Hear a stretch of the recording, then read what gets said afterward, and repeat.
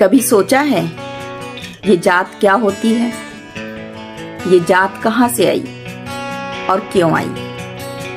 क्या कभी सोचा है आपने क्यों आज एक हिंदू दूसरे हिंदू से नफरत कर रहा है?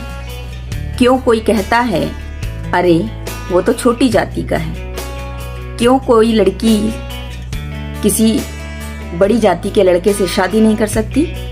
इसलिए कि उसकी जात अलग है। क्योंकि आज भी मंदिर में पुजारी पूछता है कि तुम किस जात के हो।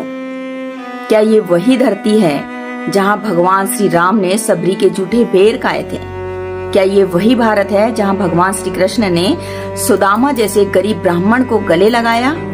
उसकी गरीबी नहीं देखी, उसकी जात नहीं पूछी, सिर्फ दोस्ती देखी। तो फिर तुम कौन हो जो किसी इंसान की औकात उसकी जात से तय कर रहे हो? कि ये हिंदू है तो किस जाति का है? जात पूछ के दोस्ती नहीं होती, जात देख के इंसानियत नहीं नापी जाती, जात बताकर मंदिर का रास्ता नहीं बदलता, और जात देखकर किसी माँ की कोख नहीं बनती। अगर जात ही सब कुछ होती तो रावण सबसे बड़ा ज्ञानी था लेकिन भगवान नहीं बना।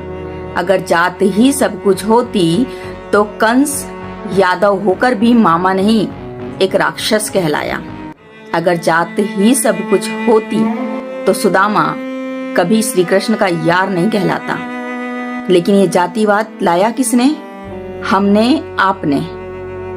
हम सनातनी हैं, सिर्फ इतना याद रखो।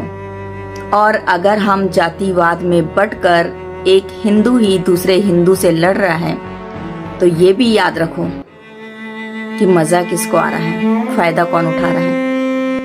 इसलिए जातिवाद में न बंटकर सनातनी बनो। अपने धर्म के लिए बोलना गलत नहीं है। अगर हम जिस जात के हैं, चाहे हम दलित हैं, चाहे हम ब्राह्मण हैं या हम क्षत्रिय राजपूत हैं, हम किसी भी जात के हैं, अपनी जात को बड़ा बोलने में बुराई नहीं है।